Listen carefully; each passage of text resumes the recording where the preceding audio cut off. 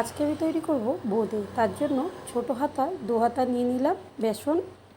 এরপরে বেসনটাকে প্রথমে শুকনো করে একটু নেড়ে চেড়ে নেব। তারপরে অল্প অল্প জল দিয়ে এরকম একটা পাতলা ব্যাটার তৈরি করে নেব। আর ব্যাটারটা ঠিক কীরকম হবে সেটাও দেখিয়ে দিই। এই হাতাটা ডোবালে দেখুন আঙুল দিয়ে টেনে দিলাম, ঠিক দাগটা কিন্তু একই রকম থেকে গেল। এইটা দেখলে বুঝবেন আপনার ব্যাটারটা পুরোপুরি রেডি। এরপরে একটা ঝাঁঝরি নিয়ে তার উপর থেকে বেসন দিয়ে দিলাম। আর ঠিক এইভাবে টুপে টুপে বোঁদের আকারে সবগুলো পড়ে যাবে। হালকা করে একটু নেড়ে চেড়ে নেব।